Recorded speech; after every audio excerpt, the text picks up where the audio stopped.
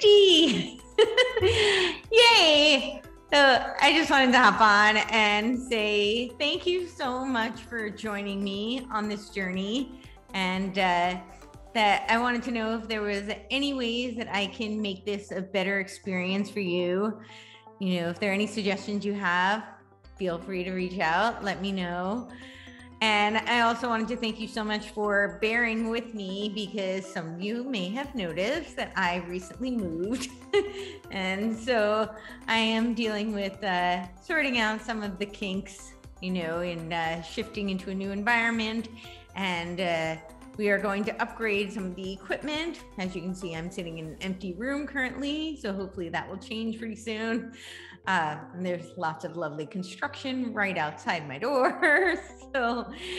But we are working on all of that. So I really appreciate your patience. And I've got some new ideas on how we can make some improvements that will hopefully make this more enjoyable for you. So looking forward to what lies ahead. And I just wanted to say thank you so much. This has been, as many of you know, from watching some of the earlier episodes, how, this idea was spawned, and it has been a real treat for me. So I hope that it was as much of a treat for you. And let me know how I can continue to improve. And as always, please continue to like, share, subscribe, and so that we can continue to grow this and we can continue to grow the message. So thank you. Hi, and welcome to the Courtney Turner podcast. I'm your host, Courtney, and I'm super passionate about moving and thinking.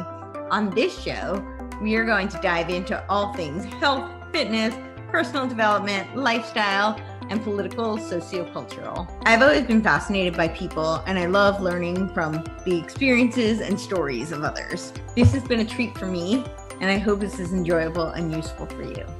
As always, if you have any questions, comments, or any way that I can make this a better experience for you, please don't hesitate to reach out.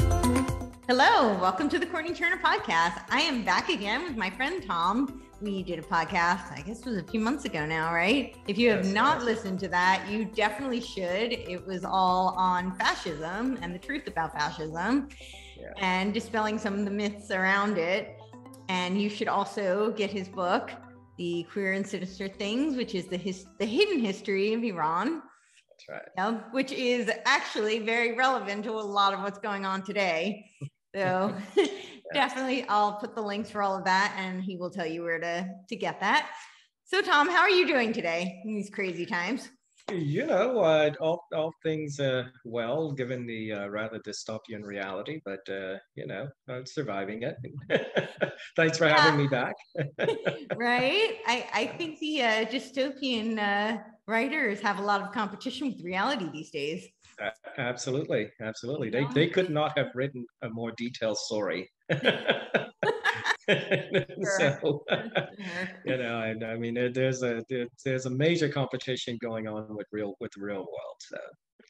This is sadly true. Yes. Well, we have some exciting topics. Well, I think they're really exciting that we're gonna dive into. So we're gonna start with, the genesis of, so we talked about fascism last time, and a lot of people confuse fascism for socialism, and they're not the same. And this time we're gonna talk a little bit about socialism. So let's discuss some of the origins. So I know when I start doing some of this research, the oldest I can get is really Thomas More's Utopian.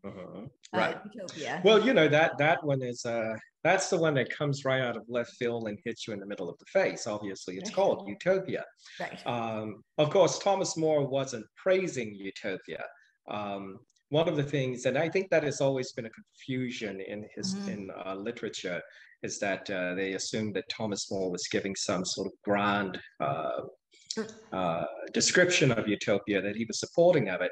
But if you'll notice that in the reading of Utopia, it is a dialogue between the lead character, Thomas, and three interlocutors. The leading interlocutor, the leading person speaking on the other side, who was really more praising Utopia. Thomas was really criticizing it. The other three, led by one of the characters, Hitholde, was leading the charge in favor of utopia. But, all of the clues as to how Thomas More really felt about this idea were right there in the passage. For example, Hitholde is an ancient Greek word meaning one who speaks nonsense. So he named the chief character speaking in favor of utopia, the one who speaks nonsense. But, the socialist tradition. Utopia does mean nowhere land, so. That's correct, exactly.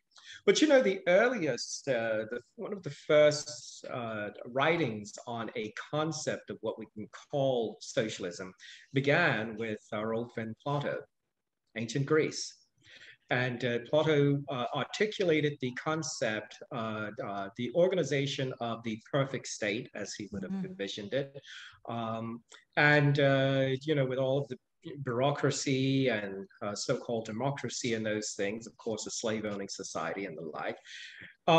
His star pupil, Aristotle, and that was, by the way, Plato's book in which he mentioned that was called The Republic.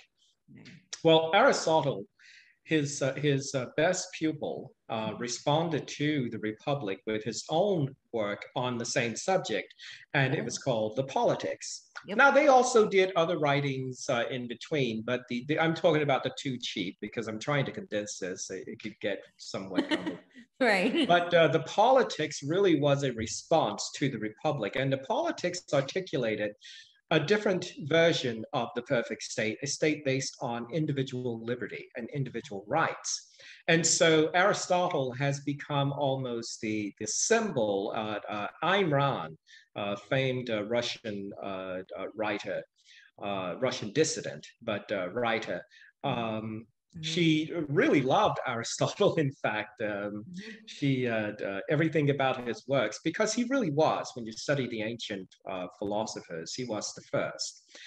But most of those, the writings from both the Academy and the Lyceum, those are the two schools formed under both Neoplatonism and Aristotelianism, both died out.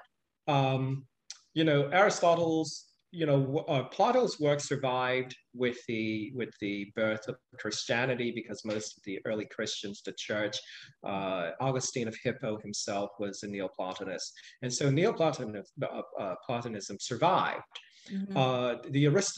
Aristotle's works died for a while. They were given a rebirth by Syrian scholars, primarily began by Syrian Christians back in about the 8th century. And among the two writers who saved all of these ancient texts, because they would have been destroyed, the Christian church at Byzantium had forbade the study of any literature that was not purely in line with church doctrine. So study of philosophy was not acceptable. But Syrian Christians went a different way, and they began to compound and interpret these works. The leading among them was Avicenna of Persia, Persian origin, and Averroes of Spain. But when Syria was overrun by Islam, the Caliphate, they continued that tradition. Their scholars began to then interpret those writings and now translate them into Arabic from the ancient Greek. And they also added to them quite a bit. I know that there's, some people are taught in school that Arabs invented algebra, which is not really true. The Arabs had borrowed the works, had saved those works, and we owed them a great deal, because we would not know those works had they not interpreted and added to them. The Pythagoreans, it was geometry, but they did algebra as well. Yeah. Right? Yeah, and that's the pre-Socratic all the mathematics in general, because it came out of the Academy originally. Okay. So they did add to those works. And so after the fall of the Byzantine Empire, in the 1500s. Most of that work, that's when it began to flow back to Europe, and that's when we get to Thomas More and Aquinas and all of these guys.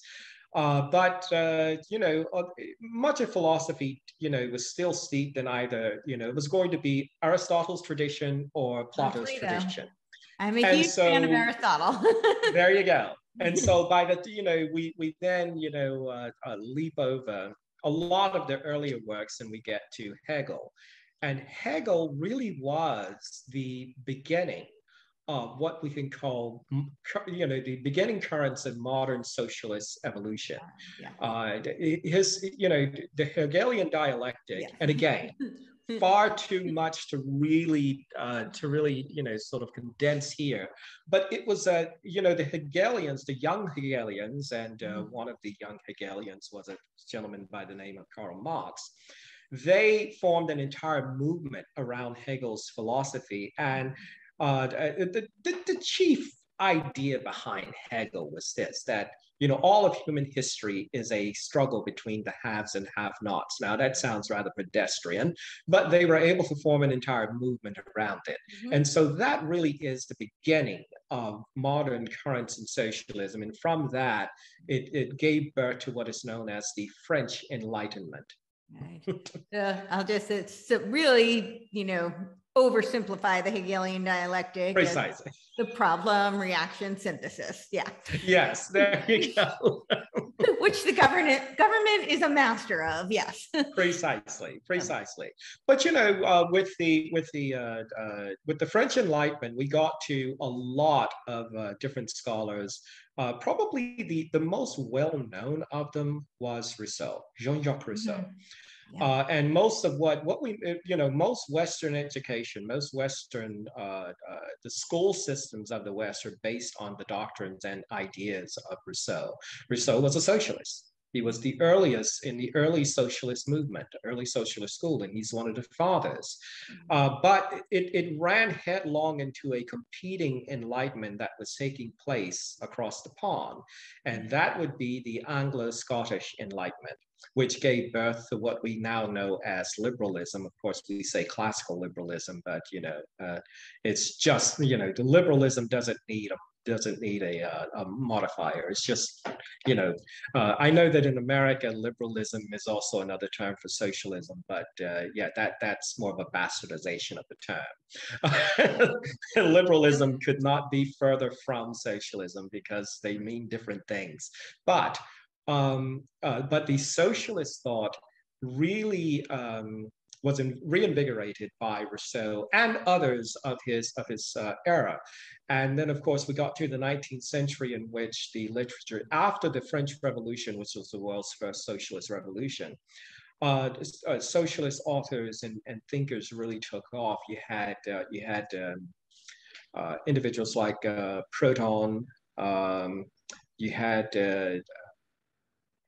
forgetting the British movement for a moment.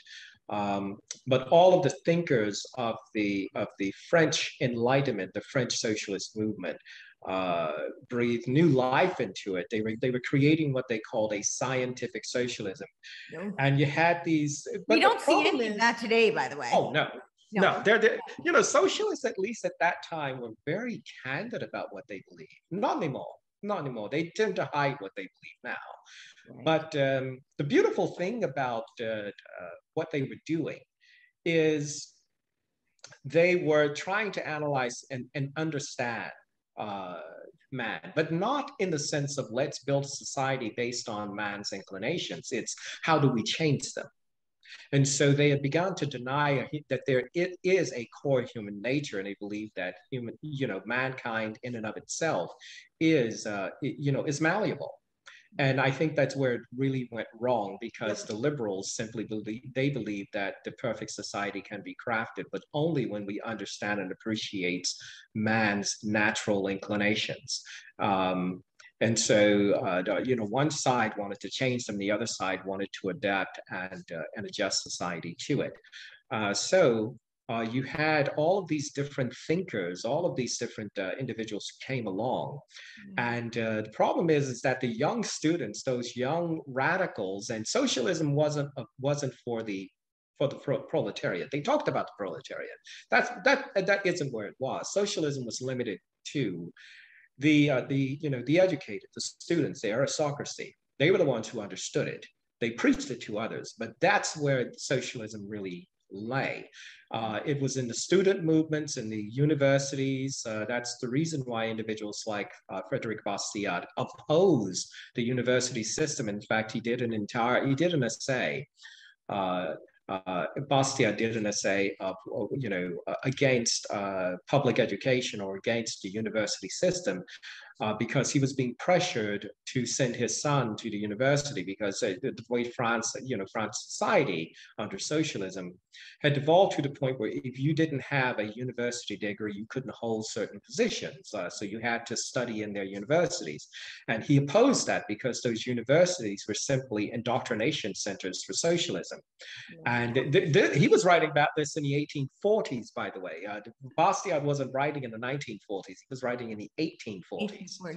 And this was before, understand that the Communist Manifesto was published in 1848, around the time that Bastiat himself was writing the Laws, the book that we now know as the Law. It was a collection of essays.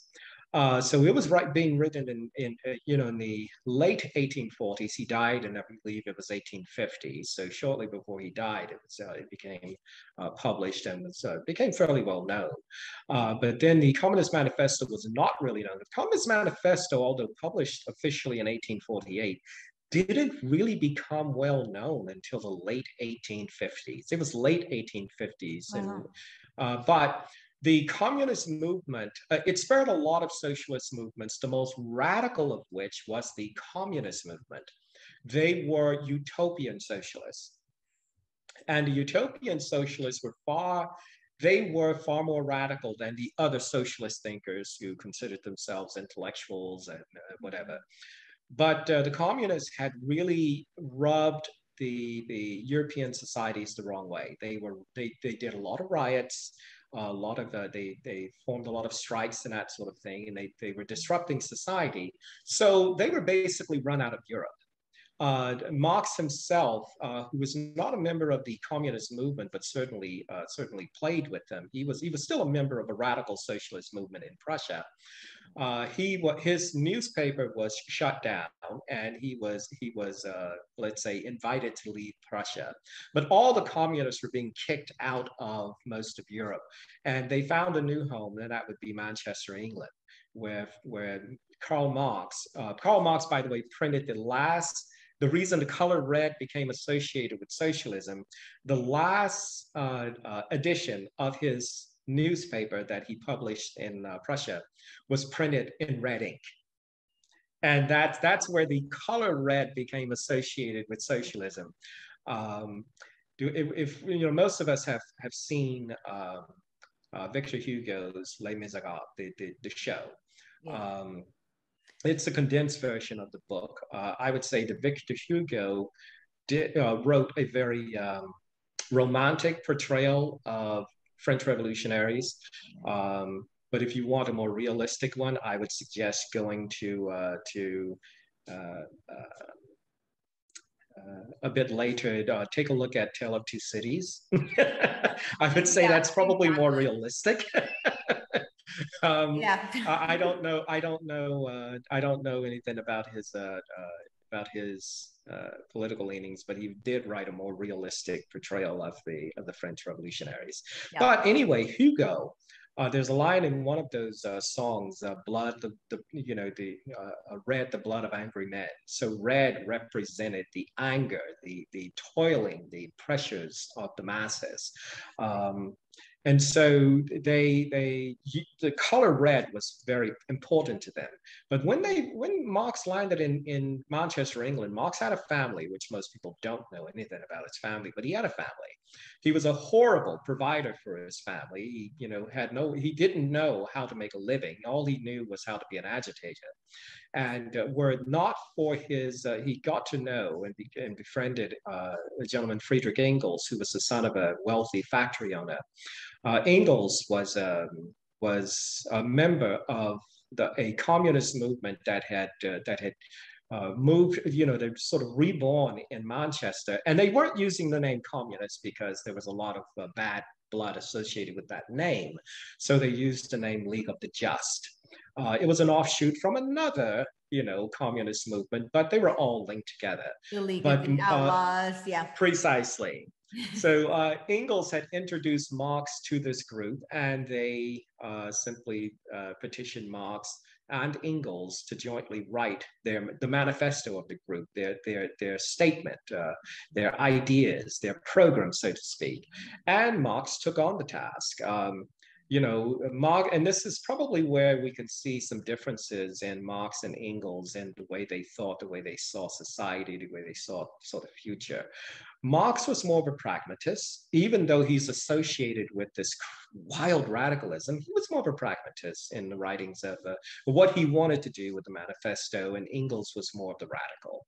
And we can see that in Marx's later writings, in which he pretty much disavowed a lot of the things he said in the Communist Manifesto. So many people who said they read, who claimed to have read Marx, like Mussolini and those types, they only read the Communist Manifesto. They never read Marx's other works, some of which probably are not worth reading entirely, like Das Kapital, but still, they were works of this author. And so if you've read Marx, you should have read them all. Right. So that brings us up to about the, at least the mid 19th century with socialism. His works, by the way, his works really changed over time. Yeah, considerably. Very different than communist. Considerably. Das Kapital, he attempted to write an economic treatise. Probably the most memorable part of that was his labor theory of value, which is laughable, but still, it was an attempt. People attempt, but an attempt. Right. Yeah. Exactly. Other socialists had written and, had thrown their hand into the economic arena. Around the same time, we had an economic tradition forming in Austria under the guidance of Karl Menger, and that became known as the Austrian School of Economics, and what we now know as free market economics.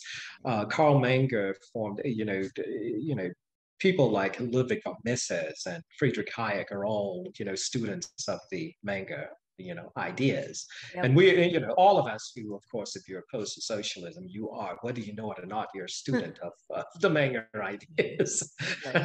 For sure. But, the brilliant thing is that all of these socialists, Max Weber, for example, who was a socialist himself, probably wrote one of the best, one of history's best treatises on economics. It was The Protestant Ethic and the Spirit of Capitalism. He wrote, he was contrasting why was it that Protestant England prospered economically, whereas Catholic Europe lagged behind. I mean, it's so far behind. Right. In every marker you could imagine, every benchmark, they were so far behind. And there again, I won't go into the entire idea, but he contrasted the two, and basically it came down to one was following a Neoplatonist idea, the other was following an Aristotelian idea. And so the cultures of Britain and Europe were so different in every way, but that's what led England or Great Britain in general to become dominant economically. They were helped by things such as the fact that the Black Plague had not ravaged England the way it had done Europe. So there were other things that helped, but for the most part, it had to do with the culture itself, the thinking, which led to England is where the Industrial Revolution began. With France, with the French Enlightenment having spawned many different currents in socialism, it was only a matter of time before socialism seeped its way into dominant British society, because even the British kicked the communists out. The communists were kicked out of England in the late 19th century, and they found a new home in the United States of America in 1876. They set up in Philadelphia, in fact, in 1876. And that became the new home of the International Communist Movement. Where they began forming unions, and it's a lot of other agitation. They ran headlong into a vehement anti-socialist president. It didn't take them long. Calvin Coolidge was very much opposed to them, and he used all of his force and all of his writings to attack them. He was probably the most well-written of all U.S. presidents. Wow. If you want to read some really good essays and analysis of the contrast between socialism and free thought, read the works of Calvin Coolidge. I don't think that they've had the respect that they should, but yeah, I would say read some of the works of Calvin Coolidge. Yeah. And he's not one you hear about. He certainly wasn't one that was touted in my education, at least. Yeah. No. Calvin Coolidge has been almost lost in the pages of history, but his writings were phenomenal. They were absolutely amazing, and just showed the breadth of knowledge that the man had. Right. And so he, but of all U.S. presidents, no U.S. president ever, wrote or did as much as he did in terms of, expanding a philosophical understanding of what freedom really means or liberty really means. But as far as Europeans were concerned, they were still very much in the socialist vein, and socialism found its way into higher echelons of European society, of British society. And in 1884, again, it was they started a movement, a group, the three leading members who started this group called the Fabian Society. The Fabian Society was founded January 4th, in fact, 1884, by three individuals. It was George Bernard Shaw, that most of us know as he was a British playwright. I think most people are familiar with My Fair Lady. I enjoyed the show, quite frankly, but and the Pygmalions, but he's primarily known for My Fair Lady. But also Sidney and Beatrice Webb, husband and wife team. Right. And they were very much pushing the socialist agenda. Even to the Fabian Society, by the way, still exists. Most people think that it faded into oblivion, but they still exist today. They exist, yeah. And they are, although started in England, there's a strong Fabian movement in India. But nearly every socialist country has a Fabian movement. But I think they have a lot of hidden offshoots now as well. Well, that is true. Yes. They were themselves an offshoot of the League of the Just, although the branch of the League of the Just that they sprang from. I can't remember the name at the moment. Let me see if I can. I had it right in front of me. The name of the group that they sprang from was called the Fellowship of the New Life. That was it. The Fellowship. Yep, I have that written here in my notes, actually. Okay, yep. That's what. And they only survived till 1899. Yeah. Yes, exactly. Yeah. So the Fabians grew out of that tradition, and just a little point about their name. In the first pamphlet that the Fabians produced, their very first pamphlet, there was a passage. By the way, their moniker, sort of, they had most socialist movements have a 3-word sort of rallying cry, and for the Fabians, it was educate, agitate, organize. Sound familiar? Well, if you're familiar with things like critical race theory and Black Lives Matter, that's same language: educate, agitate, organize. It's used by teachers all over the world. And their logo was the wolf in sheep's clothing, which they then changed to the tortoise. But yeah, precisely. They borrowed their name from an ancient Roman general, Fabius Maximus. Mm-hmm. And Fabius was a general who led the Roman armies against Carthage, Hannibal of Carthage. But he was regarded as a coward because he would never attack the Carthaginians head on. He would attack their flanks. He would engage in guerrilla warfare, basically, which was, that was considered cowardice. And because he didn't take them on directly, he was eventually fired as the general of the armies and replaced by Scipio. Now, history has recorded that Roman general Scipio defeated Hannibal. But that defeat was only possible because of what Maximus, or Fabius Maximus, did.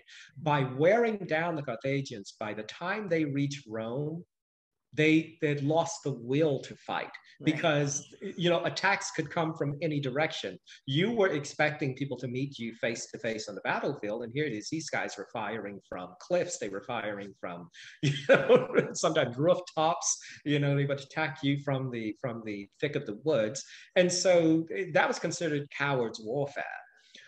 So Scipio did in fact defeat Hannibal, but only because of the moves made by Fabius. And so that led to they borrowed that name. And I'll give you the passage from the pamphlet, their very first pamphlet that they published. For the right movement, you must wait, as Fabius did most patiently. When warring against Hannibal, though many censured his delays, but when the time comes, you must strike hard, as Fabius did, or your waiting will be in vain and fruitless. So the basic idea behind Fabianism is incrementalism. Yeah.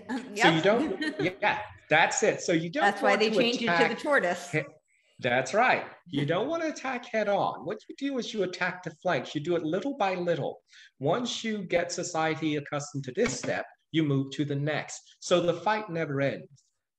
Famed socialist, Fabian socialist author and intellectual Harold Lasky, he wrote that basically they have kind of, he said, look, we have sort of an understanding with the Tories that if we should lose at the ballot box, that they will make no moves to reverse the gains we have had.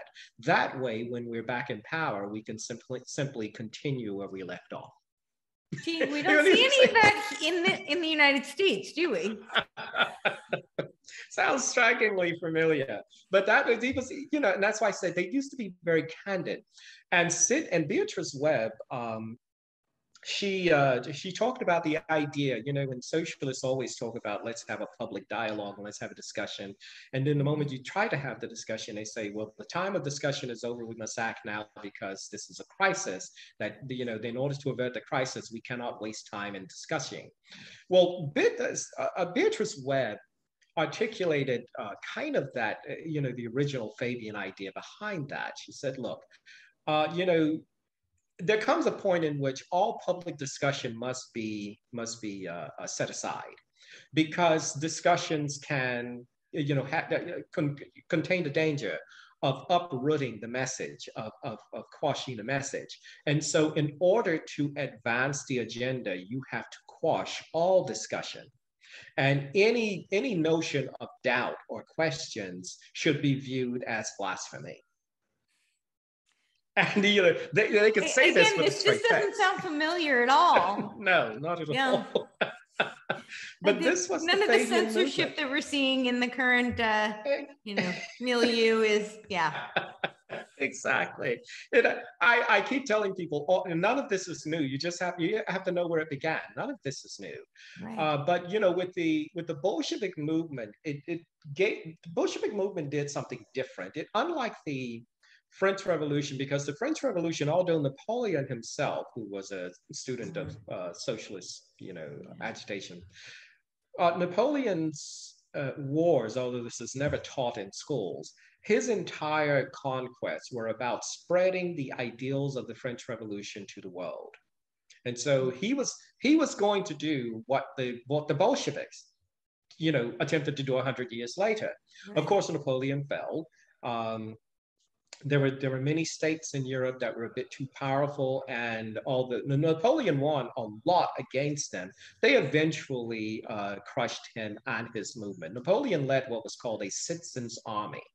They engaged in guerrilla warfare. So his army was not made of these aristocratic generals and that sort from this family and that family. They were the lay people, because these people had been taught radicalism.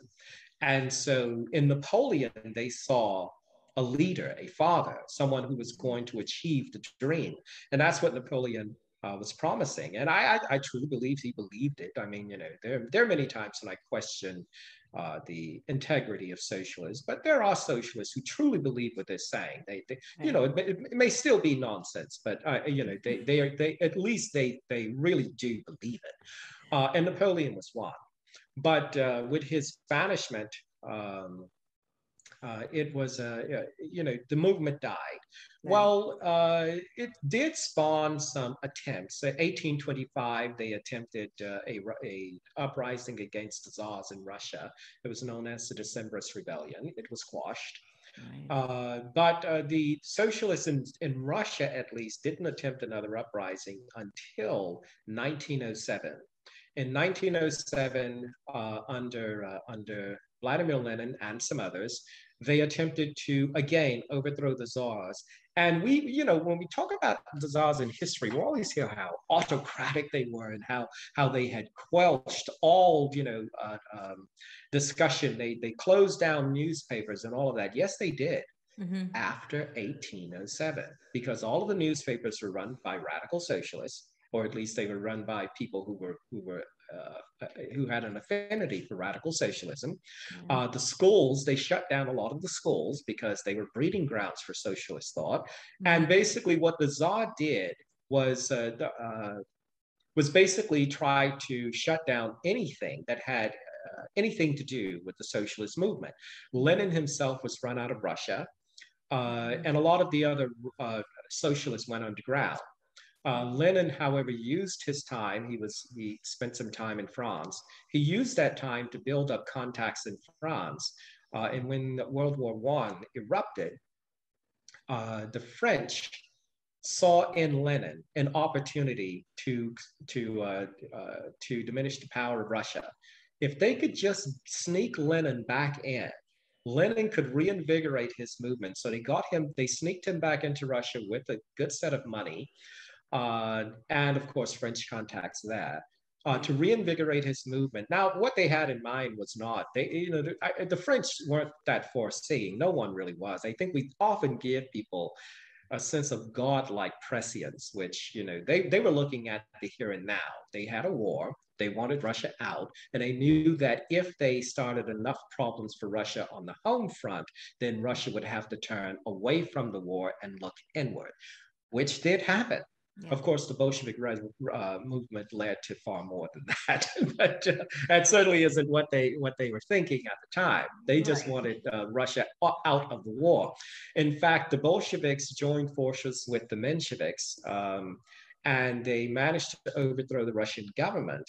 But the problem is that the Mensheviks weren't willing to go as far as the Bolsheviks wanted. They stopped the Russian advance, but they did not withdraw the Russians from the battlefront. There were many other things they didn't do. For example, they did not abolish the Romanov family. They simply appointed another Romanov, the younger nephew, I believe his name was, as the new Tsar. The Romanov family was simply kept under house arrest, and so that was during the March Revolution. Right. And then in October, the Bolsheviks overthrew the Mensheviks. The Mensheviks were primarily Jewish, and so we know that once the Bolsheviks overthrew them, most of the Jews fled. But the other thing the Bolsheviks did is they then achieved the society they wanted. They executed the Romanovs, the entire family, and they also sent the Menshevik premier packing, and they withdrew the Russian forces from the battlefront. And they began crafting a completely different society with the help, primarily, you'd probably be shocked by this, of Americans and Brits. American and British socialists poured into Russia to aid in the further development of the new Bolshevik state, because the new nation was not based on Russia. It was not supposed to be a Russian movement. It was based on a worldwide movement. Bolshevism was supposed to be a world government, not a was the Fabian Russian government. Wasn't it? Yeah. Yeah. Exactly. Yep. But the Bolsheviks achieved it. And so they wanted to establish a worldwide government, which is kind of what we're looking at now, with a lot of people who were really fans of the Soviet Union. That's what they're pushing for now. But that's pretty much Sidney Beatrice Webb, along with George Bernard Shaw. But there was also a schism within the Fabian movement, because with Stalin became premier in 1825 with the death of Lenin. Lenin had probably been dead before that, but he was in a coma. I mean, he was in a vegetative state. But Stalin officially took over in 1825. And Stalin, unlike Lenin, Stalin was vehemently anti-Jewish. And that's when nearly all of the Jews were expelled from the official Russian party. People like Theodore Rothstein, who was formerly a British journalist, famous British journalist, was ambassador to Persia at the time. He was recalled. Of course, we know what happened with Leon Trotsky. So all the Jews were run out. They were kicked out of the party. But the problem with Stalin is that Stalin was such a disagreeable fellow. I mean, there are people who still love the Russian movement. They didn't like Stalin. Stalin had done a lot of things, including what would come later, the purges of Ukraine, killing millions of Ukrainians, also killed millions of fellow Russians. He killed so many millions of his own people. But every socialist movement, killed millions, every one of them. We know that, we know how many the National Socialists of Germany killed. They killed millions. But the problem was over Stalin. And so in the early 19th century, if you were a socialist, a member of any socialist movement, there was a choice before you. You were either going to be pro-Stalinist or anti-Stalinist. Didn't mean, when to be anti-Stalinist didn't mean you were not socialist. Right. It just meant that you were a pro-Stalinist socialist or you're an anti-Stalinist socialist. Right. And that's pretty much where that caused a schism. Even the American socialist movement split over the issue of Stalin. Many of them began following only the writings of Trotsky, although, the official Communist Party USA remained loyal to Stalin. Right. But the Trotskyist movement split with them. But in the Fabian movement, there was also a split. Sidney and Beatrice Webb largely were for the most part, you can interpret their writings, they were anti-Stalinist. Right. George Bernard Shaw remained a pro-Stalinist to the very end. He never wavered, no matter, it didn't matter how many killings. In fact, there's a video snippet. I wish I could give you the link right now, but there's a video snippet of George Bernard Shaw shortly before he died, and he was contrasting the murders, the killings of Hitler with the killings of Stalin, and he said something to the effect of, well, we all knew that that in order to achieve worldwide socialism, a certain number of people would have to be eliminated. I mean, that's no question. Yeah, the problem between Exactly. The problem between Hitler and Stalin, the problem is not that Hitler killed. The problem was that Hitler killed the wrong people. And this is what George Bernard Shaw said. So to him, at least Stalin killed the right people. I mean, the Cossacks, the Ukrainians, they were all opposing the socialist movement. So Stalin killed the right people. Hitler killed people who were fellow socialists. They just happened to be of the wrong religion. And so to George Bernard Shaw, the problem is that not that Hitler killed, this is that he killed the wrong people. I mean, this is how, and there again, back then, socialists could be this candid. Nowadays, they still think the same way. It's just that they would never say this. They would never be this candid. Right. But you see all the blueprints of what we're seeing today, because the Fabians originated this idea of the universal health care, the minimum wage, that, as you said, that they were much more candid about their depopulation agenda. That's right. But today they do it under the guise of the carbon they want to eliminate just happens to be the human beings. But right, we want to do it for public health or environmentalism. The environmentalist movement, sort of after the fall of the Soviet Union, became the new home of the communist movement. Right. And so the problem I have, I don't mind that people are socialists. As you know, I was a socialist myself during my more, during my, more unskilled youth, but I grew out of it. So I don't have a problem with people thinking a certain way. I have a problem with them hiding behind rhetoric and labels. And, I want people to be, upfront about what they mean and what they want.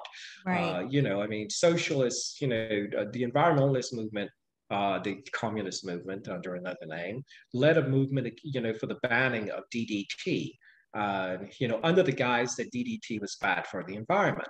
The reason they wanted DDT banned is because DDT was effective in eliminating malaria. In fact, because of DDT, malaria, which had killed millions of humans every year, primarily in Asia, Latin America, and Africa, was eliminated, completely eliminated. It had become statistically insignificant. But because of that, they felt that, the danger was overpopulation. And so they led a campaign to ban DDT, and it had nothing to do with the environment. Bird eggs, if you believe that, then, I have some oceanfront property in Arizona I'd like to interest you in. But, but the point was to curb what they believed would be a population bomb, overpopulation, because malaria was Mother Nature's way of controlling the human population. Right. It's one of many ways. I mean, disease is the way Mother Nature controls this human population. So we shouldn't be trying to eradicate diseases. They are necessary.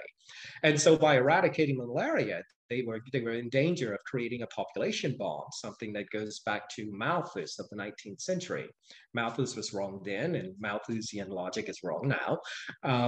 But they truly believed it, and DDT was banned. And of course, we know that within 10 years, deaths from malaria were right back where they were before. The effectiveness of DDT was so great that its inventor, his name I can't remember, I'm so sorry, he won a Nobel Prize in chemistry for that invention, because look at what he achieved. He saved all of these lives from horrible stuff. I don't know if you're familiar with what happens when someone has malaria, but it's horrible suffering. Yeah. Well, we were seeing kind of a repeat. This is why I think it's so important to do this, and so that people understand that this isn't new. But we're seeing an exact repeat of this with another Nobel Prize winning medicine that they're now making into some sort of a comic. And they're, suppressing any kind of access to and information about. Precisely. Doing it under the guise of, this heartfelt concern for public health, of course. Oh, of course. Yeah. I mean, it's very, very dangerous, even though it won the Nobel Prize in that's right. 2015. And that's right. So, and that there again, I say, I don't have a problem with people thinking a certain way. I just want them to be upfront about it. I want them to be honest about it. Later, and this is one thing that goes back to Max Weber. Weber said as much. He said, look, intellectuals should not hide their ideologies. They should not hide their meanings. He said, we should always know, because it allows us to better gauge the information we're getting. Yeah. People always claim, oh, I'm not ideological. If you have no view on anything, then why am I listening to you? Yeah. Enough to if you're playing Switzerland, you might want to know even Switzerland was not neutral. That's right. Exactly. So, I agree with Max Weber, and Max Weber was not a member of the School of Free Enterprise. He was a socialist, but brilliant man, nonetheless. In fact, it's libertarians who still promote his book. I don't think any socialists read his book anymore. But another Weber, his name is Harold Weber, wrote a very interesting piece. It's a fairly short essay, but it does wonders to explain the different currents of thought in the socialist movement. It was called The Two Souls of Socialism.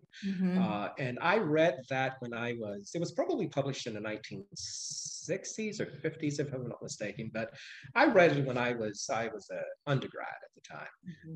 And it really opened I read this before I read the law, by the way. The law was really sort of my introduction to a different way of thinking.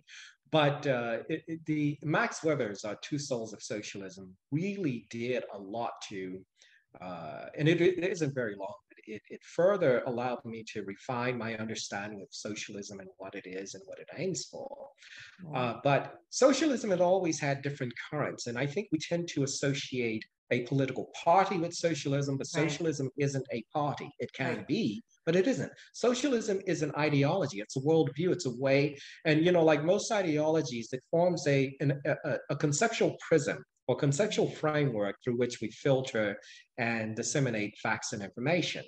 Now, the danger of that, I mean, I do believe in ideology. The danger of that is that it can encapsulate us. So we always have to be careful not to sort of drift into this idea of simply confirming our biases.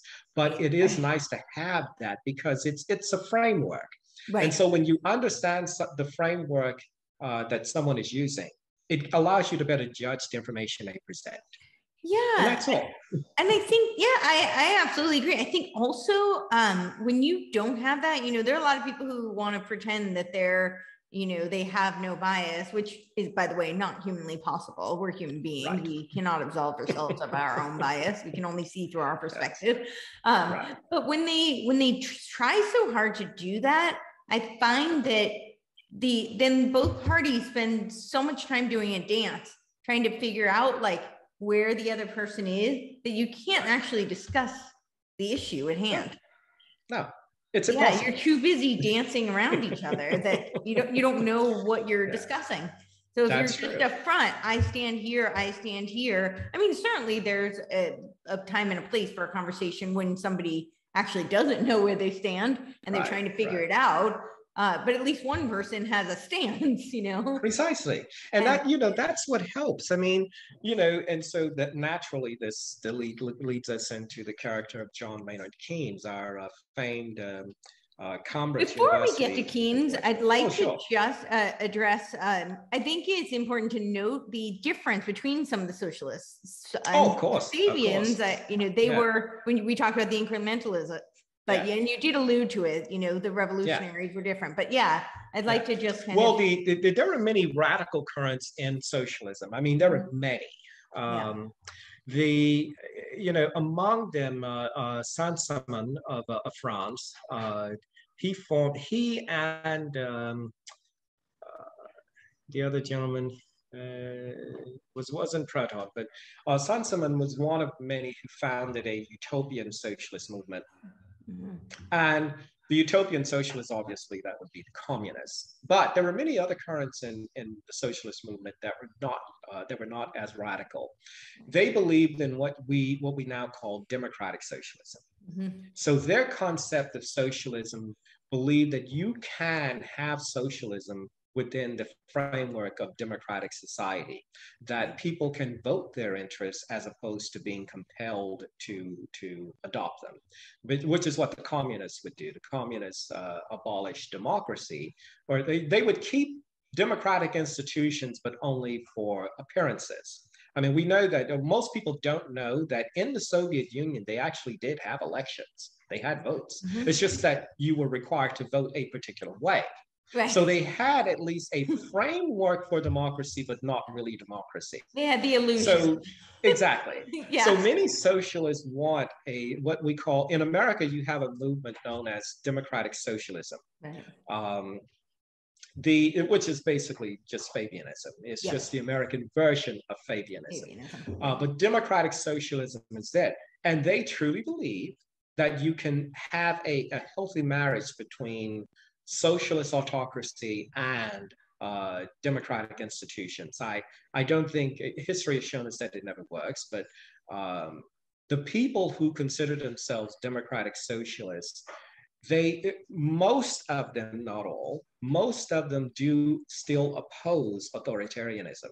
Mm-hmm. Because they don't see the link between authoritarianism and their own thinking. They just don't see the connection. In the American communist movement, they tried to hold a public forum. It was supposed to be a big forum, with all the Trotskyites, all the pro-Stalinists together, and let's just come together and have a frank discussion about socialism. And one of the things that the Trotskyites put on the table, they wanted to really discuss socialist tradition. Mm-hmm. And one of the questions was, were people like Mao, Hitler, Stalin, were they simply historical aberrations, or were they the natural result of socialism? Is it possible that that is what socialism truly is? Yeah. Well, the communists, the entire conference fell apart when this question was put, because the communists felt that it was an act of heresy to even put that question forward. That how dare you even discuss that? But the Trotskyites went on to discuss it, and most of them came to the conclusion that, in fact, Hitler, Mao, Stalin were, in fact, the natural progression of what socialism is, that they weren't aberrations, that that is what all socialism tends to become. Right. And the communists, of course, they removed themselves from the conference, and it, for the most part, fell apart. But that discussion led many of the Trotskyites. By the 1970s, most Trotskyites had even abandoned Trotskyism. They had moved so far away from socialism, but they became known as neoconservatives. But they had moved so far away from many, most of the socialists. I say most, not all. Most of the socialist doctrine, most of the Trotskyites still, even though they moved over to the political right, they still held on to ideas about social welfare and government spending. They still carried sort of the Keynesian economic mindset and that sort of them. They simply brought it over to the right. I think they've become a very good controlled opposition, just like you were talking about in Great Britain earlier. That's right, exactly. And so, I mean, it was a good thing that they left the socialist movement. But I'm not, I've gone both ways. I mean, I know I've had this discussion, with many people about was it a good idea that the Trotskyites found a new home on the political right? I can tell you, if you ask me one way today, I say no. But every time I think about this question, I come to a different conclusion. Yeah. I think it's always great that people change their views and learn from experience, but I think that a lot of damage was done to the ideology and done to our political philosophy, because it had become sort of tempered with the mindset of socialism. Even though they no longer considered themselves socialists, they brought with them the mindset of it. Yeah, I absolutely agree. And I think it's done a lot of damage because in some ways I think it's worse, because it really is like the Fabians' original mascot, the wolf in sheep's clothing. So you think that you're getting, because they put the label that they're ideologically on the right, but really their worldview is very much aligned with the Fabian socialists. Precisely. And so that's why I have to admit, even at this point, I've teetered and tottered, because you're right. It comes down to where their worldview is, and they've sort of adopted the character, the outward appearance of rightward thinking, but they've retained the soul of socialism. Yeah. And that has been a very dangerous thing, because in some ways we no longer have two trains of thought. We have socialism, and we have socialism light. Yeah, exactly. And I feel like in a way they've done the Frankfurt School's job of Affenhaven. It's really through the supposed conservatives, because they're not they're neoconservatives, that they've destroyed the culture, because they're maintaining the worldview of socialism. That's right. And I think that's what's been most devastating and the most dangerous, because that's, as the Fabians knew, incrementalism is the way to success for their goal, their end goals. And that's the best way to implement the incrementalism. Of course, it really is, because it pacifies, it gets the individual to think that you are on their side. Right. But there's always a danger.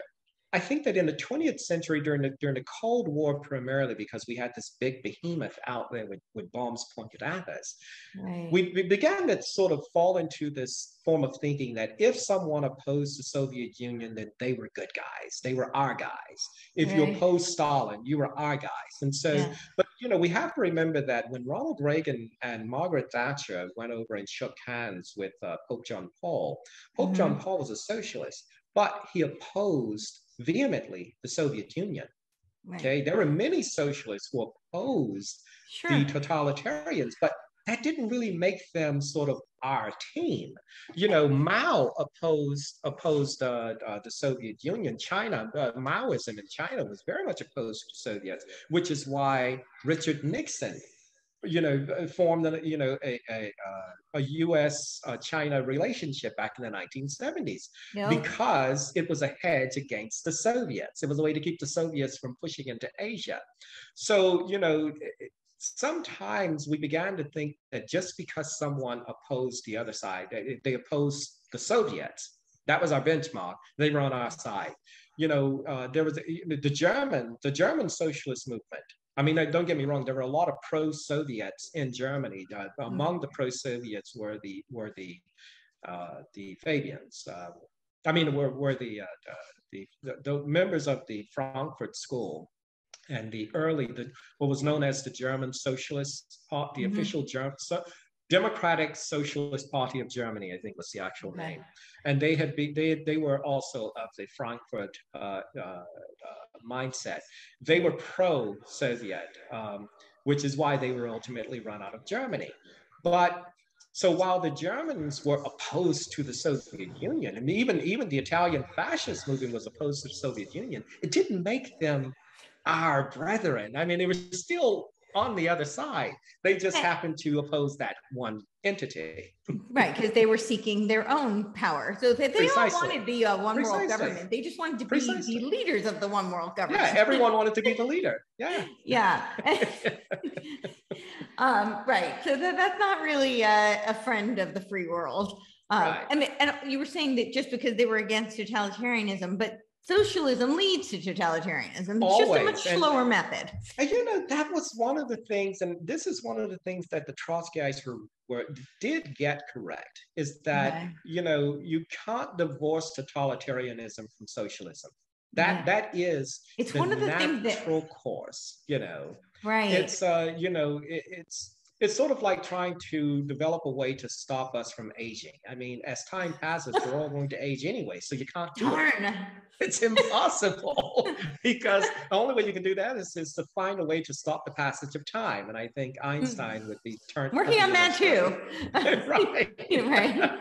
So, it's a fool's errand to think that you can have socialism without totalitarianism, because that's the only way to make it work. Yeah, and I think another one who was really confused about this was Anna Arendt. Yeah. Right. I think she really tried to split the two, and to say that you could have one without the other. But I don't think. Well, granted, she was a Trotskyite. Right. And yeah. And so she believed. Yeah, she believed that. I think that her writing, that most of her writing was just amazing. She's profound. She's a beautiful writer and incredibly profound. And regardless of whether you agree with every, point that she makes, or whether you agree with her perspective, like where the stance is coming from, there's still so much insight to be gained. Absolutely. Exactly. Yeah. Exactly. I mean, it's well worth reading. Particularly the one book, although it is, for lack of a better word, dense. That would be On the Origins of Totalitarianism. Yeah. Highly recommend it, but get yourself. Give yourself a few years, but. It isn't an easy read, but it's well worth the effort. Yeah. I admit I started and stopped many times. Me too. It took me about 20 years before I fully read it. It was something that I would start and stop, and it's like, oh wow, this got too much. But at the end, you're thankful that you did it. Yeah. Because it's well worth it. It's arduous, but worth it. Yeah, for sure. Exactly. But that as far as the Fabians were concerned, they were split on the issue of Stalin, like everybody else, but they remained true to their cause. I mean, their primary cause was, the abolition of existing society and replacing it with a better one. Mm-hmm. But they didn't want to do it in a revolutionary way. And this was an idea that they borrowed from Karl Marx, not the Karl Marx of the Communist Manifesto, the Karl Marx that came after, the real Marx. Remember, Communist Manifesto I think it reflected more Engels than Marx, but that's just me. But the real Marx was... Who was commissioned by the League of the Just, who was commissioned exactly. by the League of the Outlaws, who was commissioned by Adam Weishaupt. There you go. Yeah. So Marx's later writings, Marx made it clear that he didn't really believe that, and he singled out America and Britain were the two types of societies that were not ready for the revolution. They were married to bourgeois capitalism. I mean, he had some crude ways of coming to that conclusion. But he said they were not ready for the revolution, that the only way the revolution that the socialism could flourish in those ways is through incrementalism. Right. And so the Fabians borrowed that logic from Karl Marx. And so they read the real Marx. Right. And so we see that the problem is that Fabianism is the one current of intellectual socialism that has survived. Yeah. And it dominates throughout the world. This concept of democratic socialism, which is more socialist than democratic, but it survives all throughout the world. And I think this is very much what we're seeing with the New World Order, the World Economic Forum, this idea of, you said to build a new one, the new world, it's a new world. And it's you have to build back better, but in order to build back better, we have to tear down first. Tear down. We have to replace. They called it replace. Now because they hide it, they don't tell you exactly what they're doing. They told you you're building back better. They leave out the tearing down part. But right. But this was the idea of the original USSR. It was supposed to be world embracing. They saw socialism and this is why socialist movements all around the world owe their allegiance to the Soviet Union. Right. They worked tirelessly to achieve the Soviet idea in their own countries. Mm-hmm. And so it is true that there were socialists throughout the world. There were socialists in England, socialists in America, socialists all over the world who they weren't handmaidens of the Soviets. They weren't on the Soviets' payroll. But we have to acknowledge that a great many of them were. They were actively working to achieve the goals of the Soviet Union against their own countries. So they became enemies of their own countries. And so it was perfectly fair to target them in that way because they were. Whether you feel that the Soviet Union was a good society or not, and obviously I don't, they were doing something that was actively, agitating against their own societies.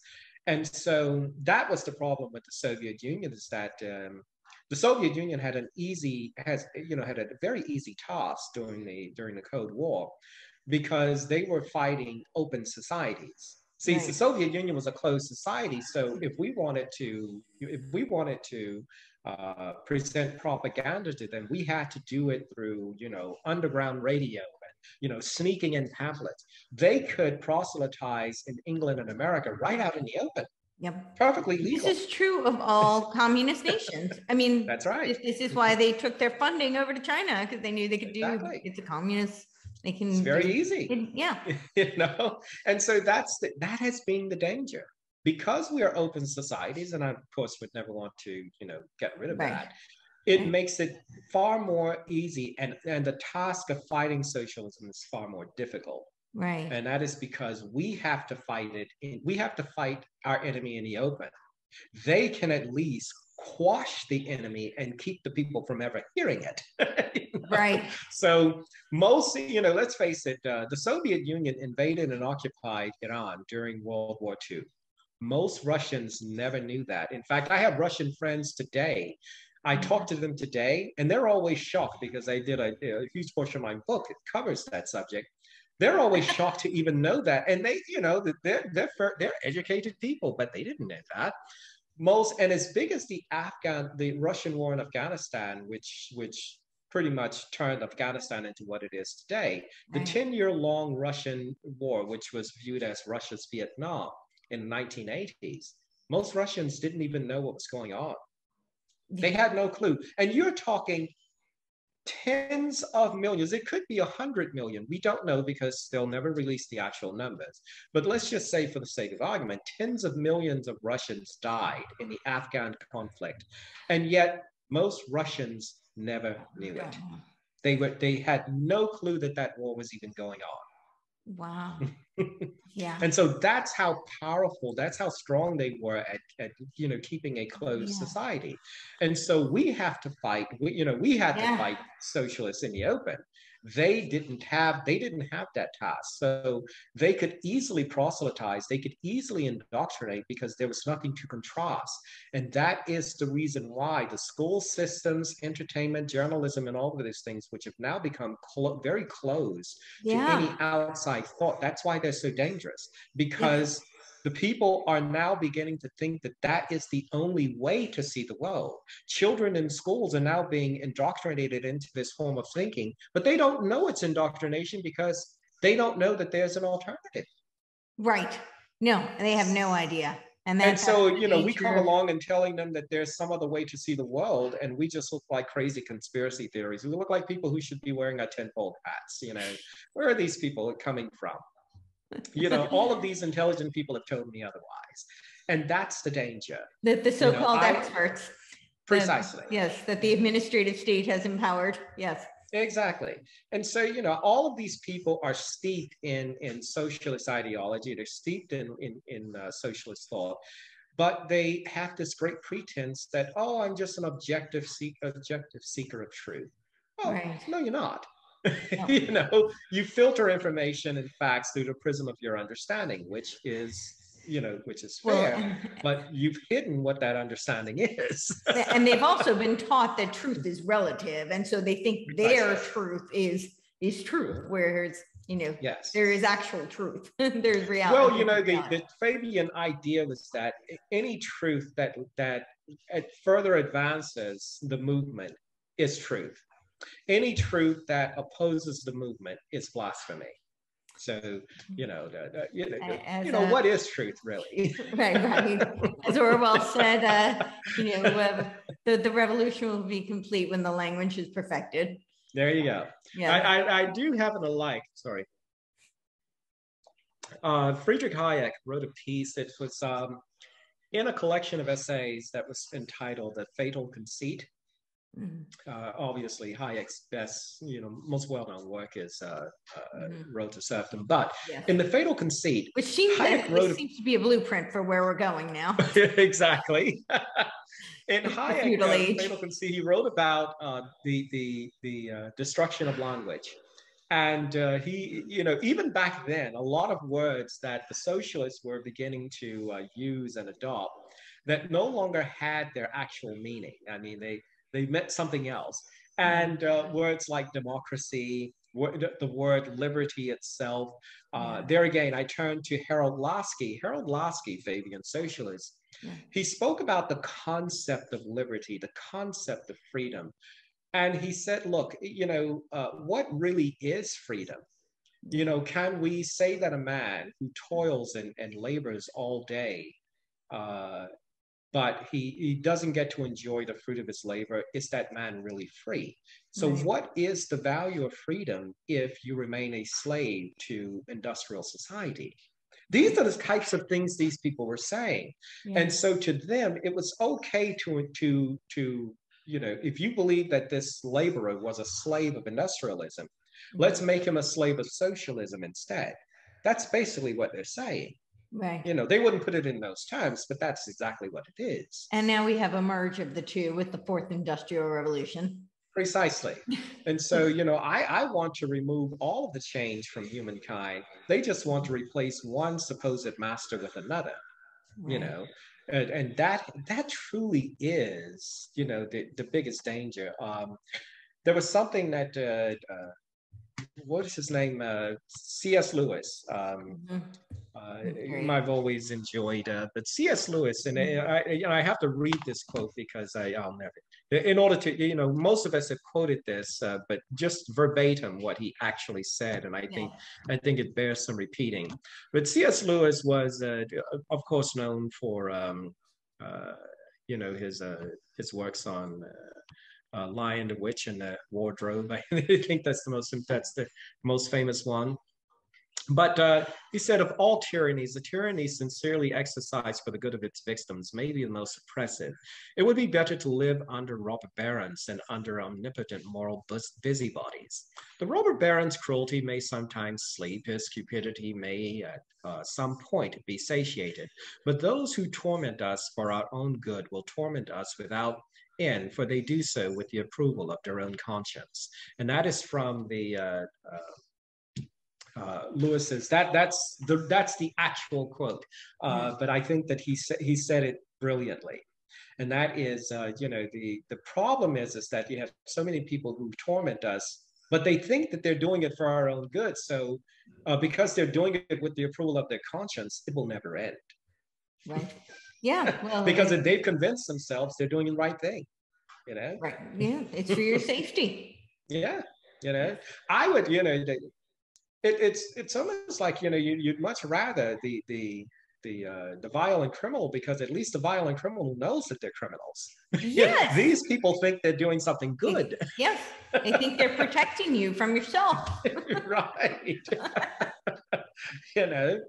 But so that's always how it comes. Tyranny always comes under the guise of protection and safety and, you know, or public health. Of course, you know. Yeah. It's far easier to get a person, you know, to control a person if you first make them believe that their servitude benefits them. Right. Or you scare them so much they're so afraid that they'll submit to whatever is going to save them. Of course. Yeah. This has always been the thing in society. People, you know, any society that has been rooted in the concept of conform or die, and that's what socialism is, conform or die. Yeah. There have always been people who simply they just want to quietly live their lives. They're not, you know, they may oppose it, but they believe that the greater danger is in opposing it. Because then, for example, the French Revolution when the Germans invaded, there were many members of the French revolutionaries and the French resistance, and they opposed the Germans. Well, they would fight constantly, but they would fight the Germans.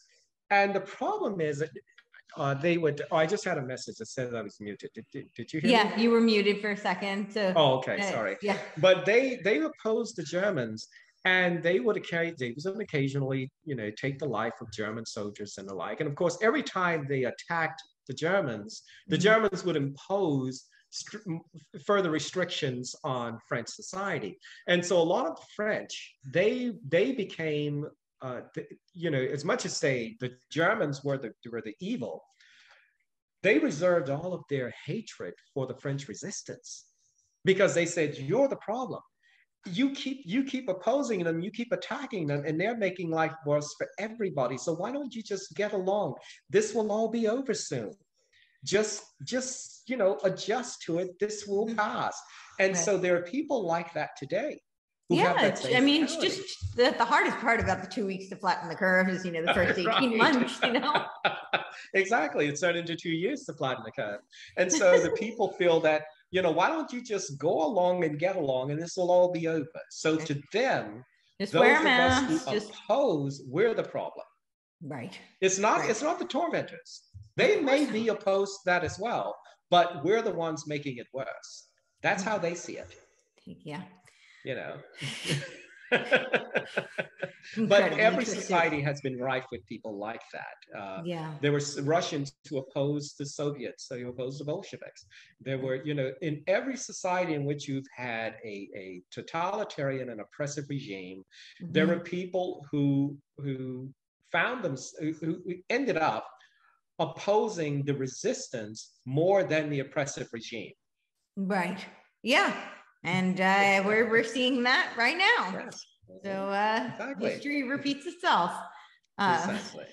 So this might be a good time to segue into Keynesian economics. Yes. Who, they're great proponents of. Yes.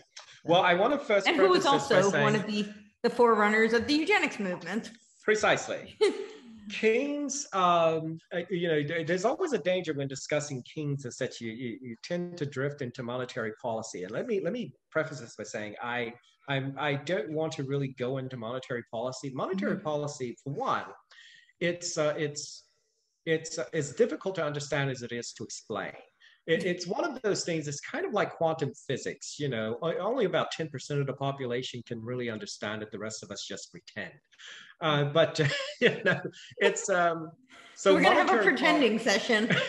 Oh, that's true. I thought I left my acting career behind, but it's okay. We'll. But that's the problem with monetary policy. But so we can discuss Keynes without getting into that. Although there are some, it will touch it a bit. But well, John Maynard Keynes was a Cambridge intellectual. The Fabian Socialists, the problem with socialist movements in general is that they had run into a problem of economics. They understood the Austrian economic movement. They understood Adam Smith. They understood free enterprise. Yeah. They just didn't like it.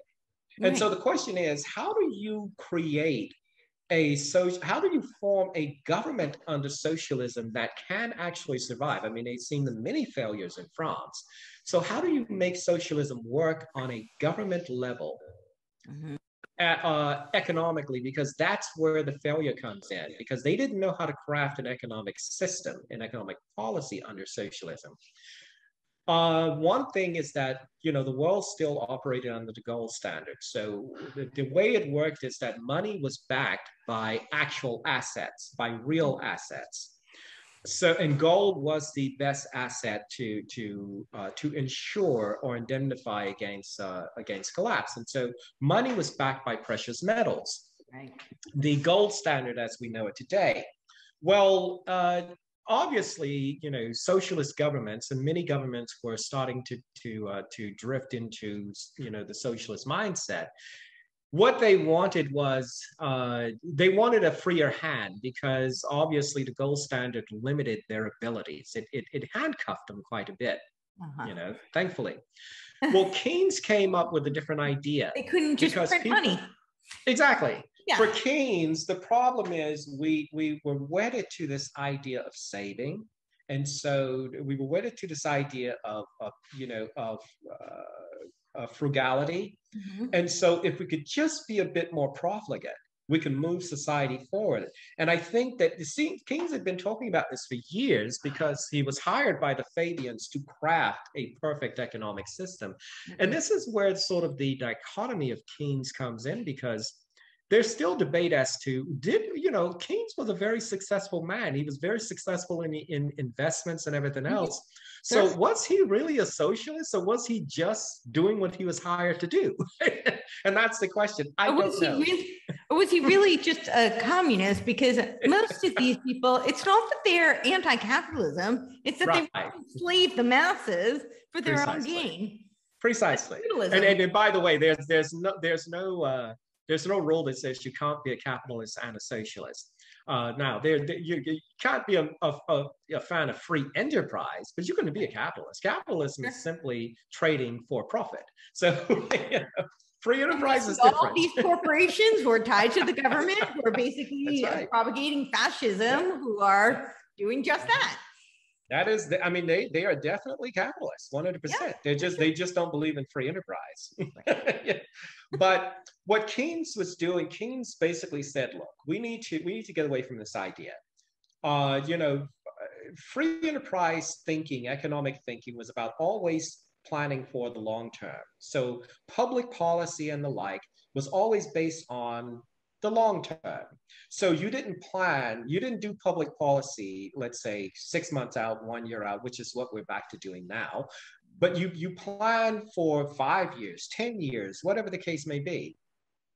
Well, and then one of the reasons is when public policy is always based on these short-term ideas, it has the effect of stifling capital, because capital resources, it becomes very, no one is really going to use capital and going to invest if you don't know if the rules that are in play today will be the same rules a year from now. So yes, what you tend to do is draw in. You tend to simply park your money and not move it, which is where society had gotten for a long time, because with the flood of Keynesian theories, it had frightened capital into retreat. And so Keynes' ideas really took off with the Great Depression. Now, the reasons for the Great Depression were many, but that's what led to governments anyway, really adopting Keynes' ideas. They said, well, these are the ideas that are going to move things forward. We need to get people out of this mindset of saving and frugality. We need to make them spend. We need to get them to make a more robust economy. So they felt that by spending, through government spending and encouraging consumer spending, you would move the economy forward. Now, of course, Keynes knew that this was all short term. But what you do is you do it now, and then 6 months or a year from now, you take a look at it again and you figure out what other moves you can make. And so everything was based on short term. And so Keynes was never one to plan for the long term. In fact, he famously quipped, "Why should we plan for the long term? In the long term, we're all dead anyway." So he believed that, short term, I'll just say solutions, for lack of a better word, or they're more, you could call them trade-offs, were far better. And so he encouraged a sort of profligacy in government and in the public mindset of let's just spend it now because tomorrow we're all dead. The roaring 20s, right? No, but that was the idea of Keynesianism. And the problem is that it encouraged governments to go off the gold standard. So currency that was once backed by assets became fiat. So who knows what currency, often we say that, national currencies, the government currencies are based on, it's a numerical value of the value of the economy, which is to say gross national product. Right. Or gross domestic product. Yeah. But GDP. The problem with basing currency values on gross domestic products is that countries play to the test. So they can do a lot of things to fudge the numbers. And so what do you include in GDP? Some countries include government spending in GDP. America does. But not all countries, obviously not everyone thinks that's a good idea. So if you're including, if you include government spending in GDP, you can easily fudge the numbers by simply spending more money. The other thing is, like Europe, which isn't actually the domestic product. That's exactly. Yeah, precisely, government spending. So in Europe, for example, there's a big thing because unemployment, when a huge portion of your economy is unemployed or your labor force is unemployed, it can negatively impact the value of your currency because it draws down the value of your economy altogether. Right. Europe found a way to solve this problem by simply keeping everyone in universities. So we often say, Europeans are the most educated people in the world. That doesn't make them the most intelligent. They're just most educated. Because it's far better. It's a far better investment for government to keep people in school, because a full-time student is not considered unemployed. Right. So if you just keep people in school, they're not considered unemployed. That way you adjust your unemployment numbers to exclude students who are actually unemployed, but just not considered that for the purpose of they have a different label. So you don't put them so that they're not qualified in the statistics. That's right. They're not counted. Yeah. Exactly. So for Europe has found a way to fudge the numbers by just keeping everyone in school. So all over Europe, they have free universities and everything else. I mean, there are even free universities in the UK, not all of them, but there's some. But it's the idea of, basically playing with the unemployment numbers. And so that's why I say, if you're going to use GDP as your benchmark for calculating currency value, they're doing that right now with with the unemployment, under the guise of the virus, and precisely, and they're totally manipulating the numbers, and they're claiming that the unemployment is down, but it's because people are not looking for work. Right. It's because they fall. they no longer doesn't mean they're working. Right. And so that's the danger, is that when you start calculating currency values on anything other than a hard asset, right, there are no rules for what you include in those numbers. Right. And even if there were, I think it's still a bad idea to calculate it on that basis. But at least if you're going to do it, at least we should have some internationally accepted rules, sort of the rules of the game. It's sort of like the old maritime code. It was an unwritten law of the open seas, and everyone agreed to it. I mean, courts didn't have to enforce it. The system enforced itself, but it was understood that if you violated the rules, you were kicked out of the system. So you would you couldn't travel in the known shipping lanes if you violated the maritime laws. Right. You were forced into the open lanes, which made you, they put you at the mercy of pirates and that sort. Right. And so the benefit of following the rules meant you can travel in the shipping lanes where they were protected, and every nation had their navies, and you were protected from the bad guys. Yes. And so you didn't need courts to enforce it. And so, right now, there are no rules. Right. And this is exactly why this country, the United States, had, the Judeo-Christian principles woven into our founding documents. That's right. Because they knew that morality was the counterbalance to the free market. It's not about just, wild and free, where anything goes. There was an understanding that there was a core set of values. Yes. And that's where the Judeo-Christian values came from. That's why it was so important. Yeah.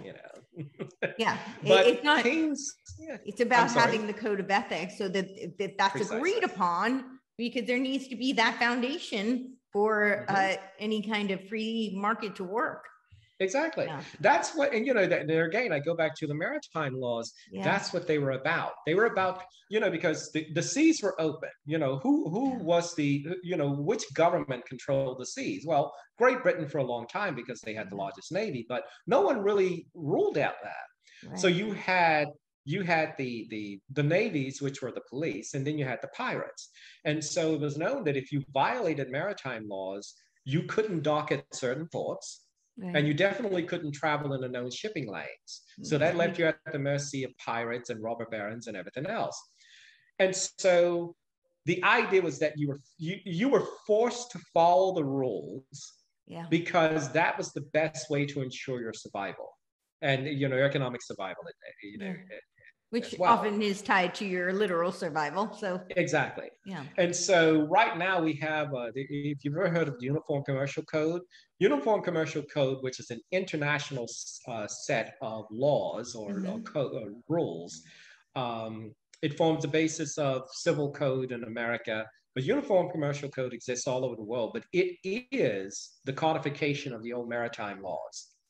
And it's just called a Uniform Commercial Code. Right. It exists all over the world. They've just codified, Exactly. And so what Keynesianism did was they took the rule book and said, let's toss that aside and let's just have a free hand. Let's do whatever we think we should do to get things going. And that was, so Keynes, rather than create a new system, he created a system of nothingness. He created economic utopia. Economic utopia. Exactly. Exactly. And that's the danger of Keynesianism. And the problem is, more people are familiar with Keynes' economic theories than Friedrich Hayek's. I know. But they actually think Keynesianism works.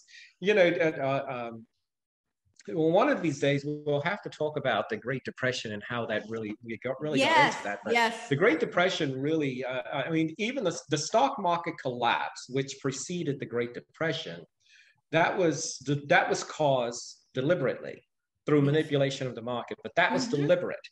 Yep. The Great Depression, which followed that, was just that it was part of it was just a natural progression, but it was also the Great Depression was really caused, or it turned of FDR's policies, all of the socialist policies of addressing the so-called recession, turned that recession into a depression. Yep. And so part of me wants to believe that that also was deliberate, but, you know, another part of me just says that that was just stupidity on their part, because they're well known for stupidity. But I know, I often like to say never attribute malice to what could be just plain ineptitude. But I do think in this case, this was pretty intentional, because it's very much aligned with their end goal. So of course, it was about bringing down. It's the everyone wants to be Shiva, and that is the creative destruction. Destroy everything so that something better can grow in the aftermath. But that something better never comes up. Right. Every society that socialists have destroyed, they've never built something better in the aftermath. The ashes have just remained ashes. Yep. Because it's so much easier to destroy than it is to create. Precisely. Yeah. And for them, it's a lot more fun anyway. I think they rather enjoy destruction. Oh yeah. And that goes back to what human beings are. I mean, human beings are tribal creatures. I mean, Jonah Goldberg, one of my favorite, brilliant intellectuals. But Jonah Goldberg, he paints a very interesting picture about human tribalism in human society. Right. And it's so true. And that is that if you were to take human beings, absent all that we know about society, all that we know about technology, all that we know about modernity, and you were to put us on a planet exactly like Earth, just drop us on that planet, we will not immediately start building houses and forming governments and codifying laws. We'll get there, but what we'll do, we'll take to the trees, we'll build spears, and we'll form into tribal bands, and we'll just revert to what we are naturally. But if you took a group of ants and you took that group of ants and dropped them on the same planet, then they will naturally do what ants do. Yep. So what we have now with modern society, this is somewhat unnatural, but it's the natural evolution of man. Right. What socialists are trying to do is, I think socialists have some atavistic idea of what, some romantic utopian idea of what the past was. Yeah. And they're trying to get human society to that, but it was never romantic and it was never utopian. We were brutal, we were savage, we were vicious. And that's what we were for years. That's what the human beings, the life of a human has always been grinding poverty, punctuated by horrific violence, terminating in an early death. Yeah. Liberalism ameliorated that, didn't solve it, but ameliorated that. Yeah. Socialism seeks to return to that. And I don't understand the why of it, but they seek to return to that. But they think that, this idea that, those three things pretty much encapsulate what human beings have been since we have come into existence. Right. Grinding poverty punctuated by horrific violence, terminating in an early death. And they believe that somehow you can create a law or a legislative scheme that can somehow resolve that. Much like they believe you can pass a law to stop the climate from changing. They really believe in this superhuman omnipotence of the lawmaker. As Frederick Bastiat said, they believe that the lawmaker is capable of anything. So you're never going to solve poverty, but you will cause a lot of misery in your attempt to do so. Yeah, for sure. In Nathaniel Hawthorne's The Birthmark, brilliant doctor marries an absolutely beautiful woman, probably the most beautiful woman in the region. but she has what we now call a beauty mark, the little beauty mark above the lip, which we look at that and we think it's very attractive, but he could not, for some reason it became the bane of his existence. And he felt that, he was nothing if he could not make her perfect, and making her perfect, which means removing it. And so all of his attempts as a scientist, he was this brilliant scientist. And so for her benefit, he was going to make her perfect. Well, the sad part is he ended up making her hideous and ultimately killing her in this attempt to remove this beauty mark. Right. And with every step he took, he made it worse. And so he had to take more steps to do it. And so this is a lot like what we're dealing with in society, where the legislators, people believe that you could legislate yourself into utopia. And with every failure, they simply, Ronald Reagan, I think, said it best. He says, the socialists love plans, but, whenever the plan, every time the plans fail, they plan more. And so it's like they'll never stop planning because they believe that is the answer. Right. And so they look at the failures, much like the Soviet Union said. The problem with the Soviet Union and the Soviet Union's survival is that the idea was never supposed to be existing alongside free societies. It was supposed to supplant them. And so socialism can't survive if it is contrasted with free society. You have to erase the control group, so to speak. Yeah. That's the only way to do it. You have to erase it. And so the problem is they want to erase the very idea of free society, because to them, if you have nothing to compare it to, then there is no such thing as failure. It's just the growing pains of a new society. It isn't failure. Right. Right. Because you don't know any better. That's right. So Keynesianism gave them the opportunity to constantly tinker, to constantly experiment. It's something they had always wanted to do, but I think what Keynes, as this intellectual, he gave them a sort of intellectual veneer behind which to do it. So they can now tinker and play and experiment with all of these different things, constantly, eroding society, and do it under the guise of making society better. Right. Yeah. Yes. They're like Nathaniel Hawthorne's birthmark, or we're the birthmark, I guess, because we're the thing that has to be erased. We're right. I mean, they keep talking about, the carbon, and you have to reduce it, but that's us. That's us. That's we're the carbon that needs to be erased. Exactly. Reduced. I'm curious about how the Keynesian economics is being played out right now. I think because we're seeing all these, crazy bills, the infrastructure bill, and I can't really keep up with all of them, that they're all in the trillions of dollars, and they call it quantitative easing, which is just, they're just going to print more money. I love that too. They just have to make up these names. Doesn't that sound so nice? Quantitative easing. Right. Yeah. Sounds lovely. Well, quantitative easing is just very monosyllabic way of saying, let's spend a lot of money.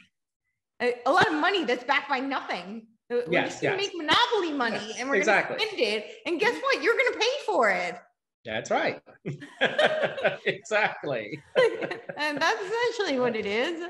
But yeah, I think that people are because this is the most well-known economic theory. They're being misled to think that this is going to lead somewhere prosperous.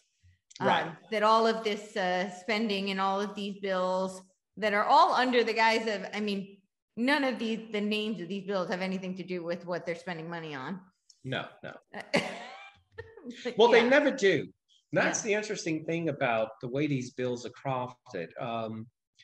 Let's face it, we could go back to the early 19th century and find legislative bills coming out of federal and state houses.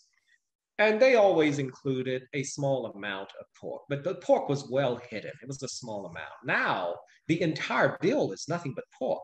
You can create an entire bill, a highway bill, for example, that you would think is about highway maintenance, and yet the highway portion of it is probably about 5%. So Well, it used to be that generous. Well, yes, I'm being generous. That infrastructure yes. bill, I think, is like almost maybe like 0.1% infrastructure. Yeah, it includes things like new spending for school, for the critical race theory in schools. Yes. I mean, it includes things that have nothing to do with this bill has the most to do with censoring our freedoms and right, of course. yeah. They're including this, giving the IRS the ability to grab all bank accounts in excess of $600. I mean, I can't figure out what that has to do with infrastructure spending, but apparently something. Apparently something. apparently, if I have $600 in the bank, I'm financing a bridge somewhere. I guess Yeah, I guess so. I suppose. The other one was that they're going to have these AI detectors in all new cars to determine if you're too angry to get behind the wheel today. Right. Oh yes. Yes. So if I am going to predict that we're going to have a huge rise in Botox because people are not going to want to raise their eyebrows so that they look angry. Exactly. So they can drive their cars. Yeah, but I mean, this is the kind of thing that should be alarming to people. It should be scary. But a lot of people, there again, they're like the French during the German occupation. It's like, just go along, it'll be over. And that's the attitude now. And this stuff should be. I mean, look at where Australia has gone. That should be, and that alone should be the biggest alarm bell that you need. Just looking at that, where that society has gone. It was formed as a prison colony, and I dare say it has returned to one. It has. Yes.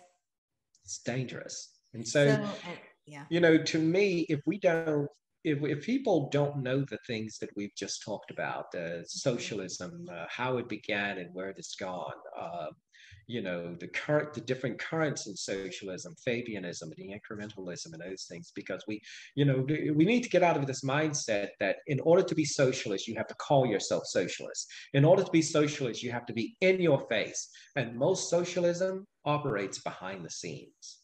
And that's where it does its most destruction. Behind the scenes. I want it in the open.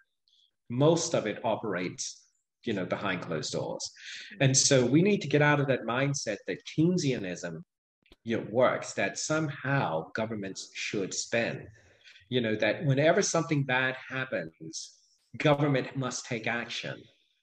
In fact, the reality is the worst time, and we know this even in our personal lives, the worst time to make a major decision is in a hyper emotional state. Mm-hmm. It's the worst time to make a real decision. Right. You have to wait until it passes. And yet it's always when something massive happens, great flood or hurricane or whatever the case may be, or a terrorist attack, we want massive action, mass shooting, we want massive action. Well, wait until the dust settles.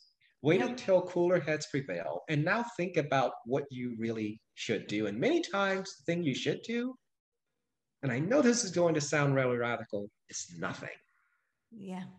The best thing you can do in the aftermath of a horrible occurrence is nothing. And yet, look at American history. In the aftermath of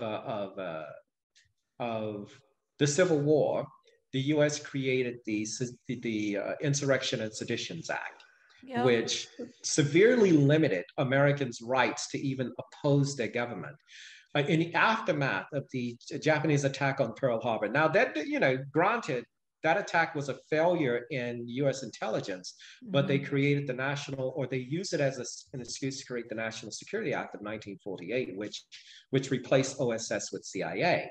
In the aftermath of the terrorist attack in 2001 in New York, they used it to create Homeland Security. So all of these massive events were used to create things that have not really benefited the American people. In fact, I would venture derogated your rights and liberties, you know, and that's been the problem. Say they've really hurt us. Yes. Yeah, that's true. And so that's why I say many times the best thing you can do when something horrible happens, best thing you can do is nothing. Nothing. I know it feels good. It's a great symbolic gesture to feel that you've taken action, but many times don't do anything. Do nothing. Yeah, let the dust settle and let it sort itself out. Well, but that is very, that's counter to their notion of never let a crisis go to waste. Right. And it does not follow the Hegelian dialectic, right? That's true. We have problem, reaction, synthesis, and then we go down the downward spiral. That's right. Absolutely. We keep perpetuating it. So all of those all of those institutions that you talked about have just taken away more and more of our liberties. Yeah. And at the time, they all sounded like great things. Oh, insurrection and sedition. Yeah, if you were a Union, if you were a fan of the Union, and you saw what the Confederates did, you're like, yeah, let's do that. Let's control. Let's make it possible for this never to happen again. Sounded like a good idea at the time. Well, if you witnessed the Pearl Harbor attack, oh yes, we need more control over national security and more control over intelligence. Yeah, so let's create a new, way of thinking about national security. You saw the buildings fall, and you say, oh yes, we need Homeland Security Agency, and let's create. We're not a homeland. Exactly. So all of these things may have sounded good at the time, right? But when you're sober, you were looking at it through beer goggles. But once you get sober and you can see things more clearly, that's when it's time to decide what to do. Right. But when you make decisions, even in your personal life in a hyper emotional state, those are almost always the worst decisions. Always. Almost always, yeah. Yes. They're reactionary. And that's exactly it. The Hegelian dialectic, they're reactionary. They're not forward thinking. They're not critical thinking plans. So exactly. Yeah. So we've covered quite a bit. Yes, we have. I will just ask you, one of the things people can do is let dust settle, and that's a great advice. I think, not just politically, but, personally as well. But what would be your advice to people who are, I think one of the problems is that some of these ideas just sound so nice. They're very, utopian. It sounds like the land of Care Bears and rainbows, That's right. And, pigs flying and all sorts of things, unicorns that don't exist because it's nowhere land, but it sounds lovely. And I think the same thing with the Keynesian economics. It sounds great. Like we can just keep spending into oblivion. We can keep printing money that's not backed by anything. We can just change the plans as we go to suit our purposes. And none of this is really founded in reality. So all this to say, I think part of the struggle is that a lot of people are lured in by this because it does sound so lovely, and because it appeals to, their fantasies. So what would be your suggestion to somebody who is trying to encourage people to look at reality and to consider that these ideas are based in fantasy, that they don't work? Because people are very resistant. They don't want to. Right. Yeah. It's a matter of symbolism over substance. I think we all want to feel that someone cares. Yeah. We all want to feel that, that when something bad happens and the government acts as a result of that bad thing, that they care. Mm-hmm. And we're not willing to look at the action that's taken. And I believe that what we should always do is consider what actions are we taking and if we should take any. People need to educate themselves on, first, people need to be re-educated on what their rights are. And the danger is when you substitute your freedoms for even a modicum of security, the children the future generations are never going to know what those freedoms were. They're never going to know what that life was. You are basically saddling future generations with a burden that I believe is criminal. It's sort of like, massive government spending. Yeah. It may feel good today, but future generations are going to have to pay that bill. Yeah. And that is the danger. And so while these things do sound good, they can be psychologically soothing. Mm-hmm. It is incredibly dangerous. And it's the equivalent of basically cutting your nose off to spite your face. Yeah. Yeah. You know? And so what I would recommend is that people educate themselves first on their rights, first on what it means to be a human with sovereign faculties, because you're born with three rights: life, Mm-hmm. liberty, and property. Those are the three rights you have by accident of birth. No one gave them to you. Man formulated, and I'm quoting Bastiat here, man formulated governments not to give us those rights, but to protect them. Right. That's all governments were formulated to do, right. To protect our natural rights.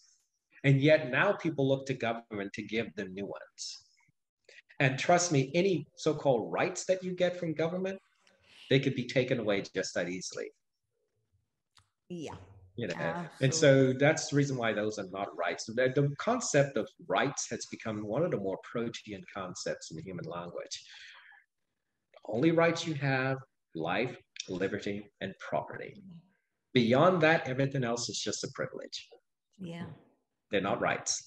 And so if you don't understand that, if you don't understand how having those three things taken away or eaten away at endangers you and your future, then perhaps it is better for you to just be a slave, because that's what slavery is. Yeah, no, that is absolutely what slavery is. That's pretty much what it is.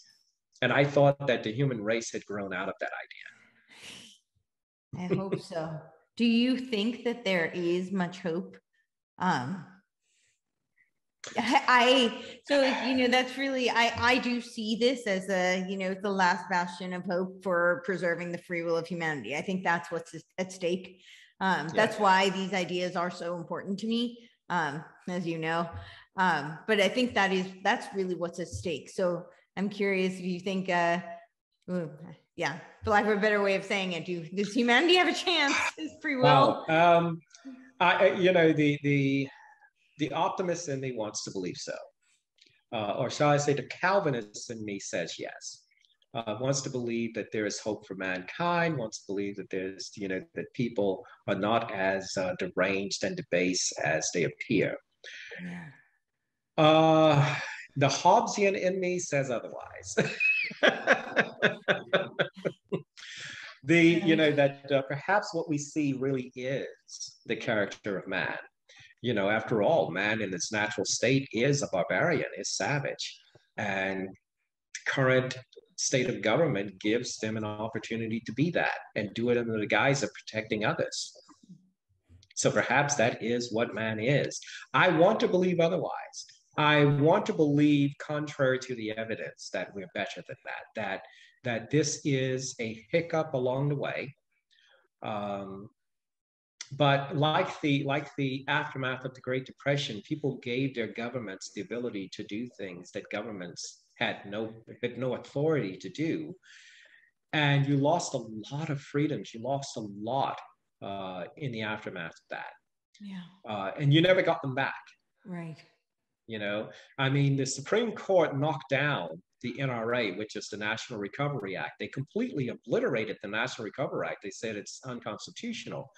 And so what FDR and the Democrats did over the next 20 years, FDR eventually passed away, but what the Democrats spent the next 20 years doing is basically taking the National Recovery Act and doing it all on a piecemeal basis. They went back to Fabianism and said, well, let's just do it incrementally. So they actually ended up getting everything they wanted in the National Recovery Act, but just did it a little bit at a time. Right. So the very things that the Supreme Court already said were unconstitutional. Yep.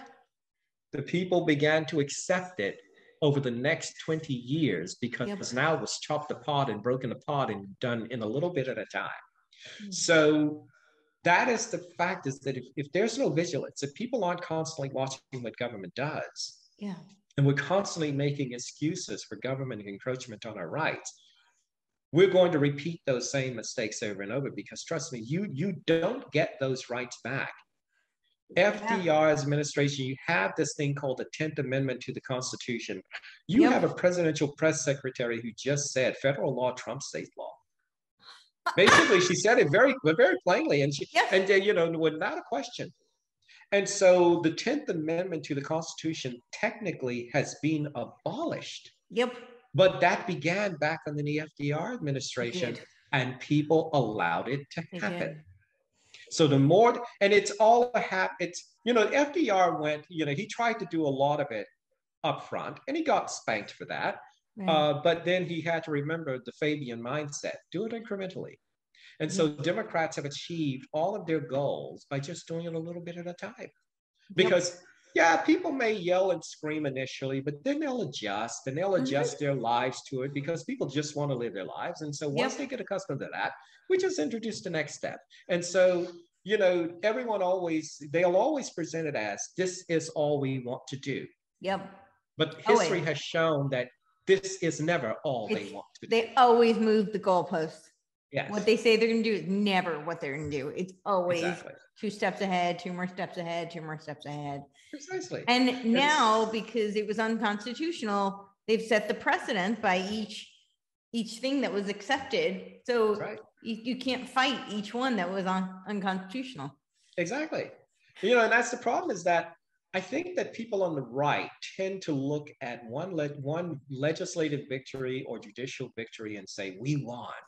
But what we don't understand is that the fight is never over. You can never rest on your laurels and say, we won, because the other side, they simply look at that victory, and then they're constantly calculating ways to get around it.